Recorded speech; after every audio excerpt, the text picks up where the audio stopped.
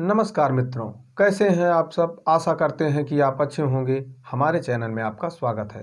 आज हम बात करने वाले हैं भारतीय दंड संहिता 1860 के अध्याय 4 साधारण अपवाद के बारे में। साधारण अपवाद क्या कहता है, कब कोई बात अपराध नहीं होती है, इस विषय पर आज हम चर्चा करने वाले हैं। और आज साधारण अपवाद के धारा 81, 82, 83, 84 और 85 के बारे में आज हम जानेंगे। तो चलिए जानते हैं धारा 81 क्या कहती है।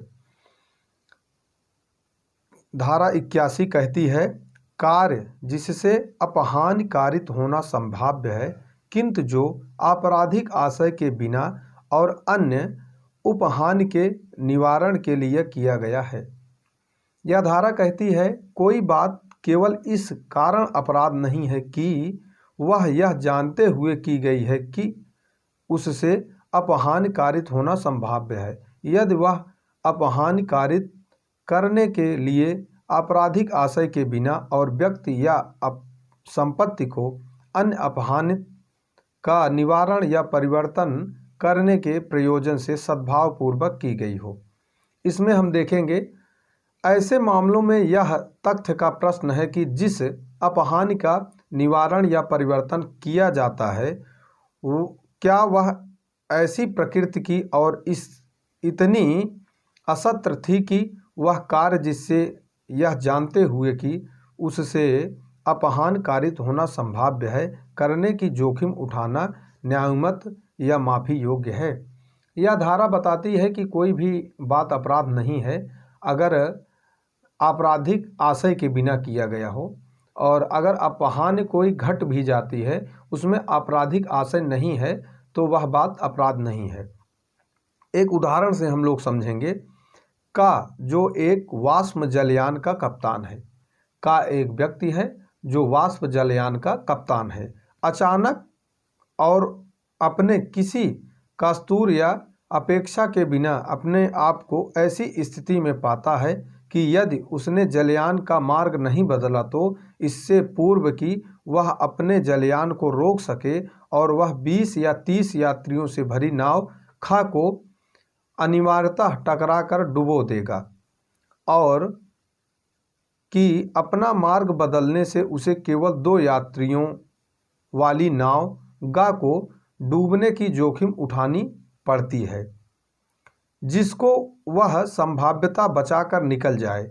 यहाँ यदि नाव गा को डुबाने के आशय के बिना और खा के यात्रियों के संकट का परिवर्तन करने के प्रयोजन से सद्भावपूर्वक अपना मार्ग बदल देता है, तो यद्यपि वह नाव गा को ऐसे कार्य द्वारा टकराकर डुबा देगा जिससे ऐसे परिणाम का उत्पन्न होना संभाव्य जानता था, तथा यह पाया जाता है कि वह संकट जिससे परिवर्तित करने का आशय था ऐसा था जिससे नाव गा को डुबाने की जोखिम उठाना काफ़ी योग्य है, तो वह किसी अपराध का दोषी नहीं है।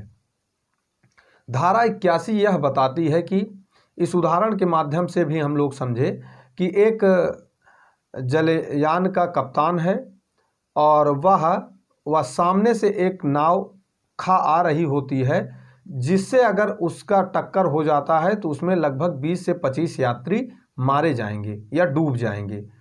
और उसके बगल में ही एक गा नाव आ रही है जिसमें 2 यात्री केवल हैं। वह जो पहला कप्तान है का जलयान का, वह यह जान रहा है कि अगर मैं अपना मार्ग बदलता हूं तो गा जो नाव में 2 यात्री बैठे हैं वह नाव डूब जाएगी, लेकिन वह बड़े जोखिम को बड़े खतरे को टालकर वह छोटा खतरा जो है अपने सामने लेता है, तो वह अपराध नहीं करता है। जैसे उसने 20 यात्रियों के जान के बदले में केवल 2 यात्रियों की जान ली है, तो वह अपराधी नहीं है। दूसरा एक दृष्टांत देखेंगे। का एक बड़े अग्निकांड के समय आग को फैलने से रोकने के लिए गृहों को गिरा देता है। वह इस कार्य को मानव जीवन या संपत्ति को बचाने के आशय से सद्भावपूर्वक करता है। यहाँ यदि यह पाया जाता है कि निवारण की जाने वाली अपहानि इस प्रकृति की है और इतनी असत्र थी कि का कार्य का माफी योग्य तो का उस अपराध का दोषी नहीं है। अगर किसी मोहल्ले में, किसी गांव में आग लगी हुई है और वह आग निरंतर बढ़ती जा रही है, बीच में किसी का घर पड़ता है, अगर कोई व्यक्ति उस घर को गिरा देता है उस आग की चपेट में अन्य घरों को बचाने के लिए, तो वह अपराध का दोषी नहीं माना जाएगा। यह आईपीसी की धारा 81 कहती है। धारा 81 इस सिद्धांत पर आधारित है कि जब सहसा चरम आपात परिस्थिति में दो में से कोई भी हानि अनिवार्य हो तो छोटी हानि हो ऐसा प्रयत्न करना विधि सम्मत है। इस धारा के अंतर्गत आग को फैलने से बचाने हेतु घरों को गिरा देना वैध माना गया है। इसमें यही बताया गया है कि बड़ी हानि को रोकने के लिए अगर छोटी हानि कर भी दी जाती है तो वह अपराध नहीं है। डडले बनाम स्टीफेन 1884 14 UB D 273 का वाद समुद्री तूफान में फंस जाने एवं सशस्त्र 17 वर्षीय बालक को मारकर खा लेने के संबंध में है। धारा 82 क्या कहती है, इस पर हम लोग अब ध्यान देंगे। 7 वर्ष से कम आयु के शिशु का कार्य। कोई बात अपराध नहीं है जो 7 वर्ष से कम आयु के शिशु द्वारा की जाती है। वह बात अपराध नहीं है जो 7 वर्ष से कम आयु के बच्चे द्वारा की जाती है। अंग्रेजी विधि में 7 वर्ष से कम आयु के शिशु को अपराध करने में अक्षम माना गया है। अंग्रेजी विधि में जो है 7 वर्ष से कम आयु के बच्चों को जो है अपराध में अक्षम माना गया है, इसीलिए धारा 82 इस बात का सपोर्ट करती है। धारा 83 में देखेंगे 7 वर्ष से ऊपर किंतु 12 वर्ष से कम आयु के अपरिपक्व समझ के शिशु का कार्य। कोई बात अपराध नहीं है जो 7 वर्ष से ऊपर और 12 वर्ष से कम आयु के ऐसे शिशु द्वारा की जाती है जिसकी समझ इतनी परिपक्व नहीं हुई है कि वह उस अवसर और अपने आचरण की प्रकृति और परिणामों का निर्णय कर सके। वह बात अपराध नहीं है जो 12 वर्ष तक के बच्चों से 12 वर्ष तक के बच्चे अगर करते हैं, प्रकृति और परिणाम समझने में अगर वह नहीं समझ पाते हैं तो उनके लिए भी वह बात अपराध नहीं है। एक टिप्पणी में देखेंगे हीरा लाल मलिक बनाम बिहार राज्य AIR 1977 SC 2236 के मामले में सर्वोच्च न्यायालय ने धारित किया कि 7 वर्ष से कम का बच्चा किसी प्रकार के आपराधिक दायित्व से पूर्णतः मुक्त होता है। इस केस में बताया कि 7 वर्ष से अगर कम उम्र का बच्चा है तो वह जो है किसी भी आपराधिक दायित्व से मुक्त होता है। अब धारा 84 देखेंगे विकृत चित्त व्यक्ति का कार्य। कोई व्यक्ति अगर पागल है उसका भी किया गया कार्य आपराधिक नहीं माना जा सकता है, वह कोई बात अपराध नहीं है।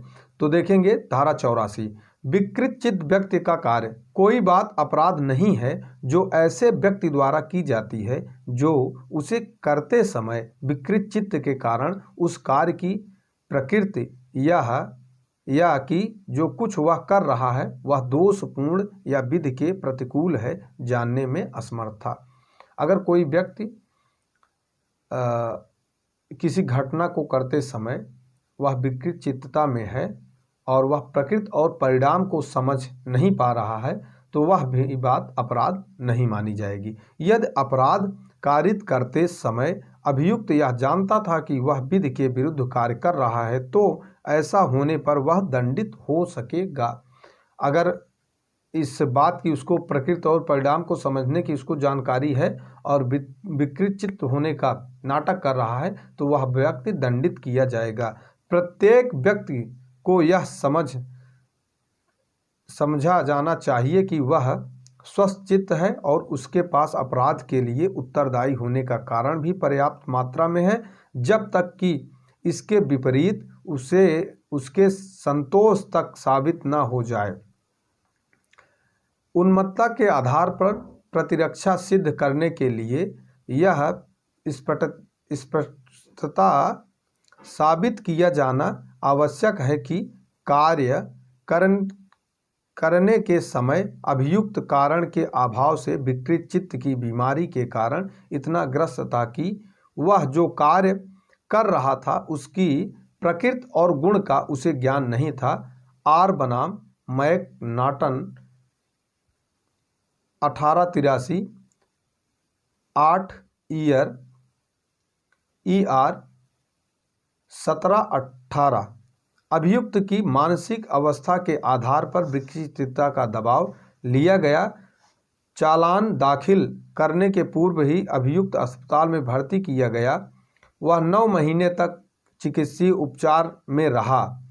परिस्थितियां अभियुक्त की विकृत चित्तता को प्रकट कर रही थी, अतः न्यायालय ने अभियुक्त को धारा 84 के अंतर्गत लाभ का दावा करने का अधिकारी माना। राजस्थान राज्य बनाम विद्या देवी AIR 2012 SC 410। तो कोई भी व्यक्ति अगर विकृत चित्त है, प्रकृति और परिणाम को समझने में वह असमर्थ है, और तब उसे धारा 84 का लाभ मिल जाएगा। धारा 85 क्या कहती है हम देखेंगे। ऐसे व्यक्ति का कार्य जो अपनी इच्छा के विरुद्ध मत्तता में होने के कारण निर्णय पर पहुंचने में असमर्थ है।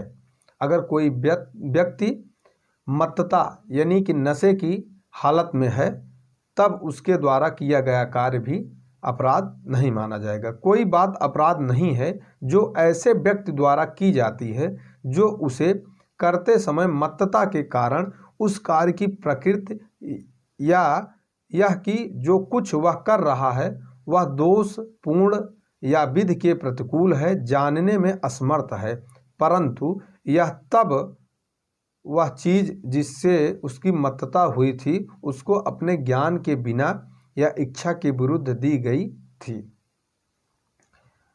धारा 85 का लाभ आप तभी पा सकते हैं जब वह जो मत्तता आपने किया है वह मत्तता आपकी स्वेच्छा से ना हो। जैसे कोई आपको